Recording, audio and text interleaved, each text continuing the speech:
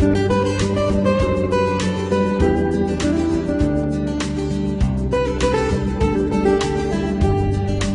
my name is Scott Swartz. I'm a chef at the Culinary Institute of America, and I'm currently teaching breakfast cookery. And CIA has just put out a book on breakfast and brunches, and we'd like to teach you today how to make Eggs Benedict. We're going to start today in this video series by making our homemade English muffins. Okay, to start making our English muffins, what we need to do is take some warm water. Our water should be somewhere between 85 and 110 degrees, and we're going to add our dry instant yeast to it. Key thing to be careful of is not to get our yeast too hot with hot water. If our water gets above 110 degrees, we could kill our yeast. So we're starting with our warm water and our yeast in a bowl. We're going to leave this about 5 minutes until it starts to get foamy. This has already been sitting 5 minutes, so we're going to take it to the next stage and we're going to turn this into dough. We're going to take our flour, all right, our butter, a little bit of sugar, and a little bit of salt.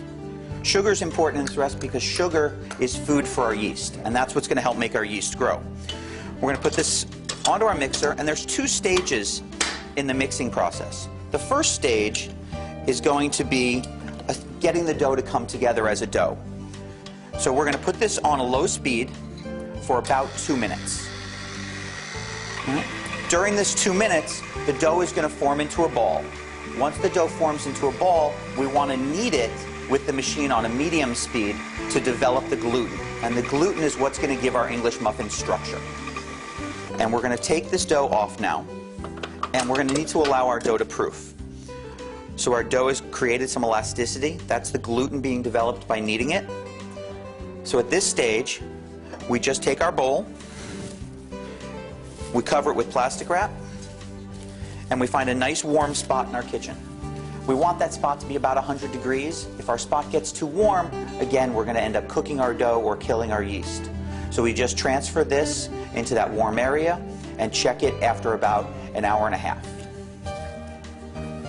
What we're looking for is we're looking for this dough to have doubled in size. So after our dough has had time to proof, it's nicely doubled in size, it's time to form it into small balls and get ready to make the English muffins. So we're going to need to clear the table off. Max, if you could move the mixer, please. We're going to lightly flour our work surface, and we're going to take our dough and bring it out onto this work surface. All right, put a little bit of flour on your hands to help keep it from sticking to the dough. We're going to divide this recipe into approximately 12 pieces. All right, can you put that over there? So the easiest way to do this is just to take a knife and cut it into pieces.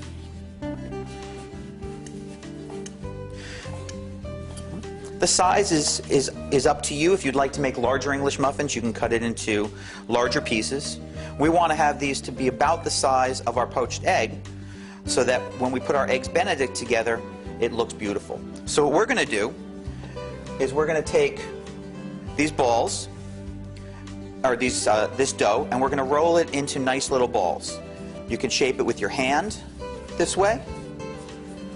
All right? An easy way to do it is to squeeze it up from the bottom and make it nice and round. Then we're going to take these round balls, we'll set them aside for the moment, and then they're going to get dipped in cornmeal, and then they're going to get cooked on a griddle. And the English muffin is going to get cooked on both sides. And then when it finishes cooking, it's going to rise and create those nooks and crannies. All right, once our English muffins are formed, we're going to take them and we're going to put them in cornmeal. All right, we want to get cornmeal on both sides. This is one of the things that is distinctive to an English muffin. They're cooked on both sides and they have the cornmeal attached to them as well.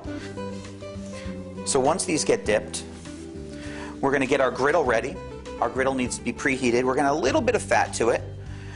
English muffins tend to be low fat, so if you wanted to use a spray, you could spray your griddle that way and not use oil. We're just using a little bit of oil, just a light coating so that they cook up nice. And our English muffins are going to go on there. They're going to cook about 4 to 5 minutes on each side. One of the other options with making English muffins is you can now let them proof for another 20 to 30 minutes, which will get you an even lighter English muffin. It's not necessary, but it is another optional way to prepare the English muffins. what we're looking for is we're looking for a nice golden brown color and a little bit of a crust to form. So we take a look at our English muffin and we kind of peek. We've got a beautiful golden brown. It's got a little bit of a crust, so we flip it over. And then we're going to finish cooking them for about 3 or 4 minutes on the second side. And one of the interesting things about English muffins, and you'll see when these are finished, is notice how they dome a little bit when they cook. That's the yeast continuing to rise. So when we finish our English muffins, you'll notice that the top has a smaller circle of brown than the bottom. And that's because of this proofing process during the cooking. And after our English muffin has had time to cook for about 3 or 4 minutes on the second side, we're looking for the same finished product. We're looking for that golden brown and that crust. So we take a little look, we've got a beautiful golden brown, and we've got that crust. And if you notice, if we put these two side by side, notice the top is smaller than the bottom, and that's that doming I was talking about. And just like any good English muffin, you never put a knife to them. A good English muffin is fork split. So we want to put our fork in and open our English muffin up and see all of the beautiful nooks and crannies, and that's going to help hold our hollandaise sauce for our Eggs Benedict.